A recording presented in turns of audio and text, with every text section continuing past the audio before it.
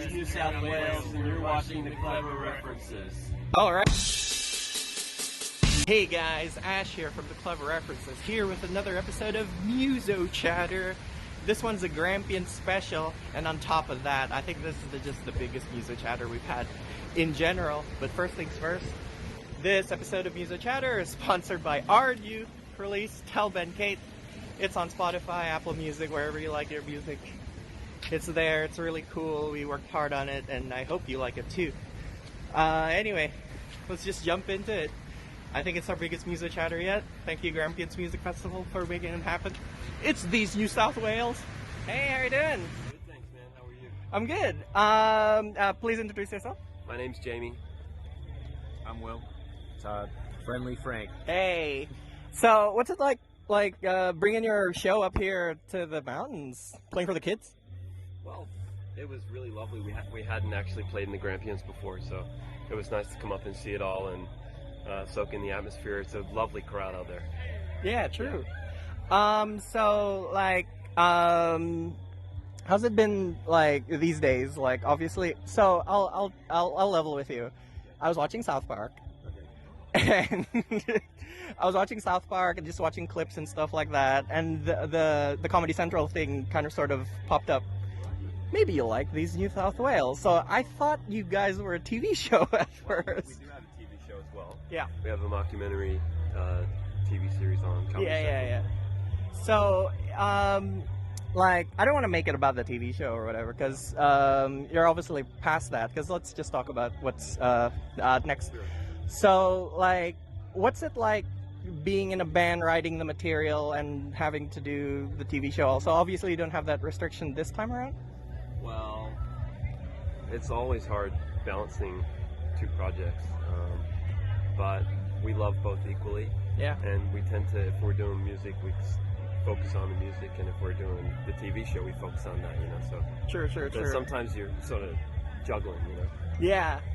But the next bit that I listened to was Nerve to Reverse, which I found on Triple J on Earth. Tell me a little bit about that song. Well, I actually, funny story is I actually hated that song when we wrote it. And these guys were really into it. And so it kind of twisted my arm, and it became the lead single from the album. Yeah, it is kind of a departure from the basic album one sound. It's more kind of sort of like driving electronic even. Oh yeah. There's a drum machine, yeah. Yeah. So, is that a conscious effort you were doing when you were jamming? Just add the drum machine, add an electronic element towards it, or what happened there? I mean, it really works as a thing. Yeah. Well, we just thought it would work for that song. Yeah, I think that was a touch from Jonathan Boulay, who was the producer on the record. I think that was his touch. Yeah. Oh, cool. So, how would you describe, for someone who hasn't heard these New South Wales before, how would you describe your sound? Well, I guess it's the basic way of doing it is post-punk or punk. It's fast, energetic, hot. Yeah. Yeah. Loud. Yeah. Stonker? Yeah. We stonk it in. Funny word, stonker. I think the thing that I found unique about your live show and stuff like that is the prominent use of vocal effects. People, I've known a lot of bands, and the vocalist kind of shies away from effects and thinks it's a crutch or whatever. But you obviously have your own vocal pedal board. Yeah, almost. I got just the two pedals, a delay and a chorus kind of thing. What bring that about? Well, maybe I need effects also. I just I don't know. I like the sound of them. I don't know. It's just like horsing around.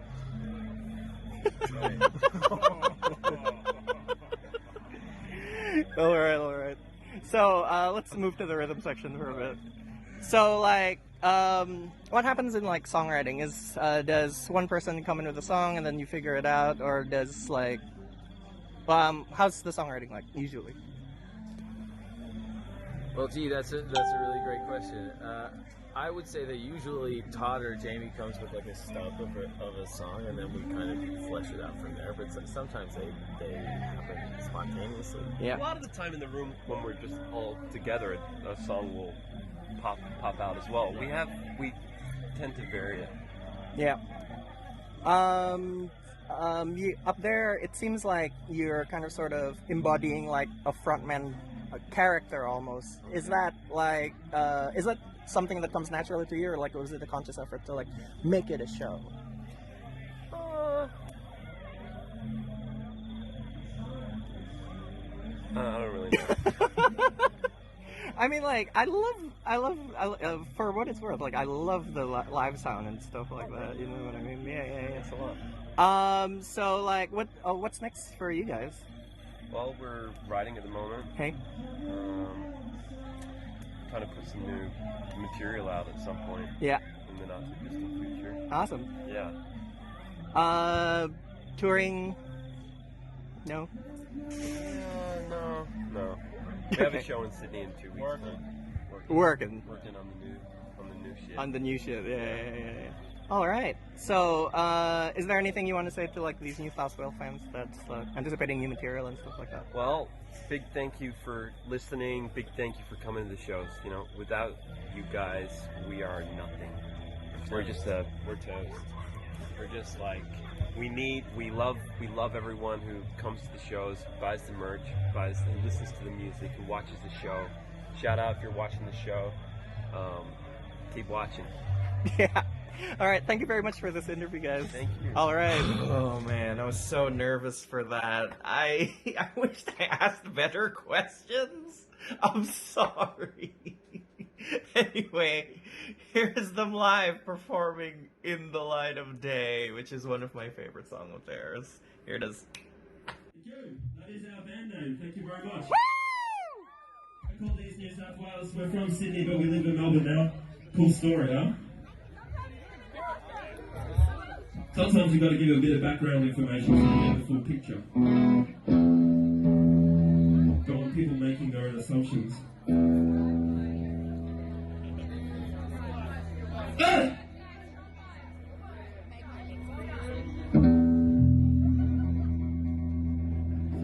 In the